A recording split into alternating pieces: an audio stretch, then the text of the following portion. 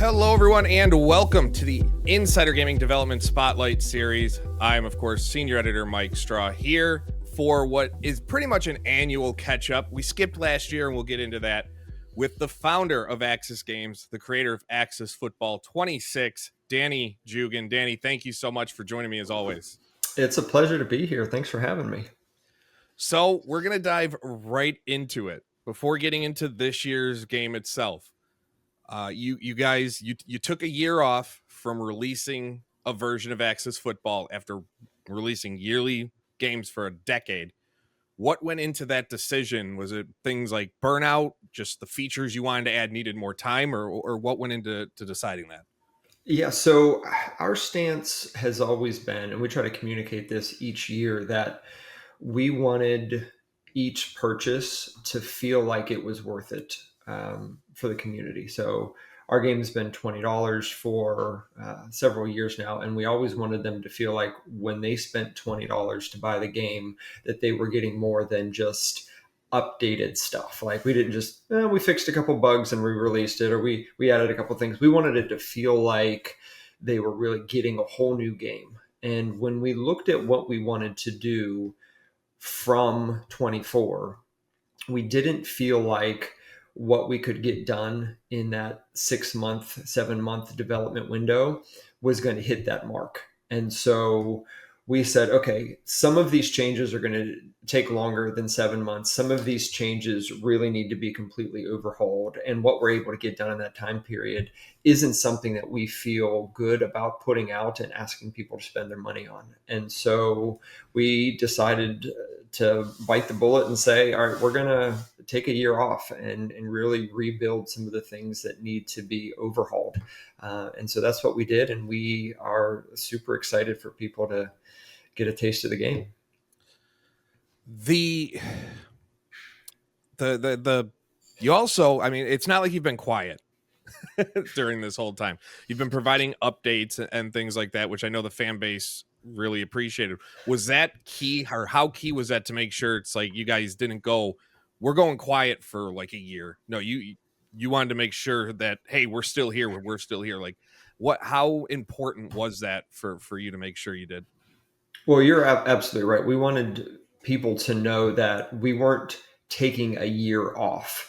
We weren't releasing, but that doesn't mean that we just like, all right, let's kick back for 6 months and not do anything. And so we really wanted to communicate that message because we wanted everyone in the community to realize that the next game that was coming is going to be 2 years worth of development. And in order to communicate that, we wanted to regularly provide updates to what we've been doing. And so we set up that blog on our website where we were able to communicate that. And my wife does all of our social media posts. And so she's been super active communicating what we've been doing and interacting with the community. And so that was our goal, to keep the communication going and keep everybody interested with what we've been adding to the game. Was there any, during this time, I know it's been 2 years of development and whatnot, but was there any, I don't know, in your mind going, maybe we move on away, maybe you move away from the series, or because obviously that's a long time in between releases. So you can, there's that time where you go, what doubt, I guess, creeps into your head. Sure. Like, will people care when we come back with an actual game? Are they caring enough to keep following us? Like, was there ever any moments like that? I have those internal thoughts often. And because like you mentioned, we've been working on this game for, I think it's been 12 years at this point since I started on it. And that's a long time to work on a single project. I will say that we have a really active community in our Discord, and the people there are so supportive and really helpful in providing that that motivation and encouragement to continue working. And I will say that I try to be as disciplined as possible rather than relying on feeling like working on something. I try to just say, okay, here's what I'm going to work on. And that balance has allowed me to, I guess, continue to do what we've been doing for so long. But I will say a large amount of it is the support the community provides, which is super helpful. Speaking of working on this game for 12 years, I mean, it started as just a simple web game for people who have followed Axis Football. You also decided to work to put together a mini doc of sorts about the beginning of Axis Football and where it's come. How did that come together? Why decide to do something like that?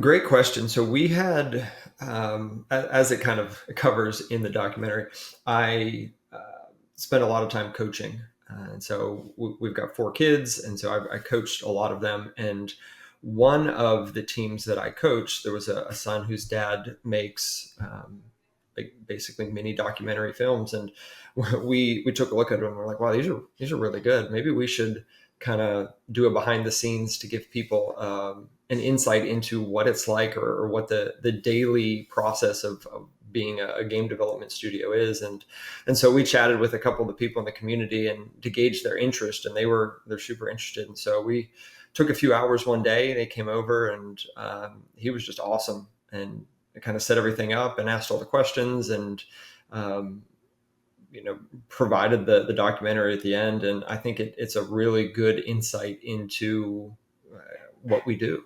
So it's been a really cool experience, especially to hear the feedback on it after people watch it. So at this point, how big is the team working on the game right now? So there's me, and then we have 2 additional part-time developers that we pulled on in the past few months. And so we have 3 kind of part-time developers. We have a part-time stadium builder who does some 3D modeling, and then someone that handles kind of like our website product design. They do the uniforms, but it's all part-time guys that have regular jobs and find the time to chip in to work on the game. What is the difficulty because of being part time and this being basically a second job? What's the difficulty like of aligning up, aligning everybody, even though it's a small group, but you still have to get everything together, meet your own deadlines and stuff, knowing they have their lives and their main livelihood to worry about. So I think the most challenging aspect is not having the communication that you would have in a normal working environment, where you can just and one of our guys is not even in the States. He's in I think South Africa, and so he's 6 hours ahead of us. And so it's just communicating and saying, "Hey, what do you think about this?" Or "Come look, what do you think this problem is?" And not having that direct communication, and having to communicate asynchronously it is a bit of a challenge, and not having that consistent work schedule. And so if I know everyone's working from this time to this time, I can get a hold of them at any time. And so a lot of times communication gets delayed until they sit down at the computer next, or that sort of stuff. But I will say that the team is great, super self-directed, and able to handle whatever problems come their way. And so that has allowed us to really continue progress working through these challenges. Moving on to Axis Football 26 itself, coming out later this year, just months away at this point, a couple months away. There's a number of new features that you've been building, 2 of which that stand out to me. And from a, I like to simulate and create my own, is the play designer and the replay suite, which I add like replay suites. Any sports game without them always bothers me. So seeing that come in, but there's also a number of new animations, play types, over 1,000 formation or 1,000 plays, 100 formations. Like, what of these new features? It's a very loaded question, I get, but what of these new features were you most proud to implement? What maybe took the longest, or just took more work than expected? So the one that took the longest was definitely the plays and formations. When we looked at the plays that and formations that were available in 24, we didn't feel like it really reflected modern football. And so we scrapped everything, all the formations, all the plays gone. And so creating, and each individual play has to be hand coded. And so creating 1,000 plays and all of those formations was definitely the most time consuming part, but it really brought the game into the modern era of football, adding things like run pass option and the style of football that you see on the field is the main goal there. I think I'm most excited about instant replay. And we kind of held off on adding that feature because we didn't necessarily in previous versions want people to take a second look or a closer look at a lot of the games. We're like, just let that one go. But the game's in a much, much better place and it looks much better now. And so being able to relive some of those cool moments that happen, and we've even seen that in beta testing, some of the instant replays that people showed were really cool.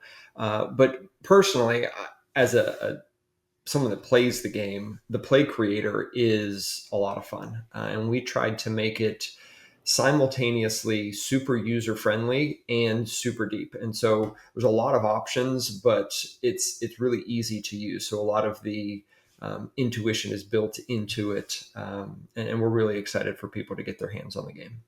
I know I don't want to use the term gripe, but I know one of the things, like when it comes to like feedback from players over the years, were just player movement and animations. It's something you've put every year. We talk that you put so much time and effort into, where fans love the depth of the game off the field, like Mm-hmm. franchise mode, one of the deepest franchise modes you'll find in any sports game, period. And on the field, there were still concerns about movement, tackling, just how players run on the field, how the ball gets thrown. What went into updating those in this 2 years between releases? So we did a lot of work on smoothing out the gameplay.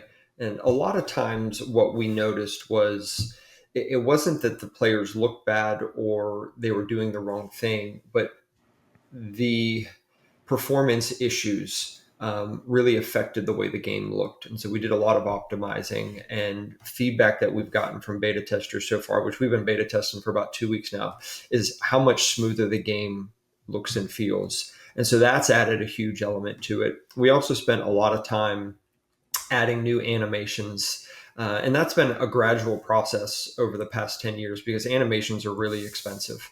And so we've kind of done it in chunks. Last release, so 24, we overhauled the blocking system. So all the blocking animations and sort of stuff look new. This year, all of the handoff and drop back animations, all the quarterback, running back interactions are completely new, and it looks way better. And so that's added a huge element to the game. We've added new tackles, new catches. And so the game looks much better. The game feels much smoother and it feels better to play. And those are the tester's words, not mine. And so it's definitely improved the visual integrity and experience when you're playing the game. With you, I mean, you talked about the replay suite and the game just being better to look at. If you could kind of break down just effort wise, like, all right, we put this amount of time into the new features, this amount of time into improving animations, this amount of time into fine tuning what we already have. How would you break that down if you could? So we did bring in some help this year. And one of the guys we Mhm. brought in specifically he's an expert at rendering, which deals with graphics, lighting, all that sort of stuff. And being a making a video game is very much like building a house. Um, and if the average person were to set out and build a house, they could probably do some of the stuff. Like maybe you can frame, you maybe know a little bit about plumbing, but you don't really know a whole lot about electrical or how airflow works. And so you build a house, and some of the parts of the house are much better than others. And I am not good with rendering, lighting. I don't know a whole lot about that. I'm much better when it comes to AI and football knowledge and all that sort of stuff. And so for a long time, we have that area of the game, the graphics and the lighting and that sort of stuff didn't look awesome. And so we brought him in specifically to work on that. And he has been amazing. The game looks so much better now. And so he has spent the entire time doing that. And that's been a huge amount of effort and time improving the graphics, lighting, visuals of the game. I have done the big lifts on my end were, getting instant replay working, all of the plays, the play editor, and that sort of stuff. And so it's been like each of those takes a few months to do, to flesh out, to code and that sort of stuff. And then there's been a lot of other minor things that have been added. Our goal every release is always to improve the customization, improve the franchise mode, improve the gameplay. And so we divide our time up according to those three pillars of the game. You mentioned AI, and I know you've talked about it in blog posts about AI play calling updates and sliders and things like that to kind of make the game feel more how you want it on the field. How has the feedback been to people who've seen and been able to get their hands on the game so far to those changes to how, because obviously it's a CPU, it's a single player game. You can play co-op, local co-op. There is the Steam remote play together feature if you want to play multiplayer with friends who aren't there, but primarily you're going to be playing against the CPU. So how much has that changed, and what can players look forward to when they get on the field in that sense? So we went through just endless use cases for what the computer would do in these various situations to really improve the experience when you're playing against them. And this just kind of goes into separate categories. So if you're playing against the computer, you want the AI to do what they should do, and it really breaks the experience if they don't. If they call a timeout when they shouldn't, if they don't call a timeout when they should, if they're running plays that don't make any sense, like all of that really breaks the experience. And so we've done tons of work on that. And like you mentioned, the sliders, even when you are kind of the other side of it is if you are just calling plays or if you are just spectating the game and you are like controlling a team, but you're not calling the players or controlling the players and you want them to behave a certain way. We've added sliders to give you control over how aggressive they are, how likely they are to go forward on fourth down, how long they will go before they kind of kick it into, we need to go into catch up mode, or we can start running the ball or run out the clock. And the additional controls that we've given the players seem to resonate really well with them. And so far, and a lot of times, I'll say this, a lot of times the best feedback is where we don't get feedback. And so if no one's Yeah. complaining about something anymore, that means that we fixed it. And so that seems to be where we are in terms of the AI. We haven't gotten any feedback as far as, well, the AI did this and that was really dumb. And so it seems to be in a good spot. So we're excited about that. Obviously now the football gaming market has shifted massively over the last handful of years. On PC alone, there's more competition. I'm not gonna bring up the names of the games, but there are more competition for you. What does that do for your motivation? Knowing like we've been here a while, but now we have other games that have come out over while you were while you took that year off. Another competitor came out. How do you make sure you can stand out? You can get your audience, and you can say, "Hey, we're still here, and this is why you need to play us." So we believe that, first of all, that the community, the industry can support multiple titles. And so Mm. when we see a competitor come out, um, we we look at the features that they're offering and we say, is this really a direct competition? Do we need to look at what we're doing? Do we need to make any changes? Just like any normal business would do. The games that came out, we felt like were unique enough that it didn't really directly affect the kind of game that we should offer. And so I mentioned a minute ago, like we are really focused on a deep franchise mode, deep customization, and simulation gameplay. And ours is more of a professional type game rather than a college game. And so Yeah. at the same time, anytime a game releases, the there's something inside of, I guess, me as a leader when I look at directing the actions and efforts of our studio, there's a little bit of a competitor inside of me that's like, okay, let's kick it up a little bit. Yeah. And so, and look, we've been doing this for a long time. Like I've been making games for over 20 years. And we have seen a lot of games come and go. And we wish everyone that steps into the arena and goes through the difficult process of making and releasing a game, we wish them nothing but the best. And we kind of look at it as we believe in our product. We believe in the community that stands behind us, and we're just going to keep doing what we're doing until there's a reason for us not to. When is Axis Football? Do you have I know currently September 2025, but do you have a set date yet, or are you still kind of narrowing that down? No set date yet.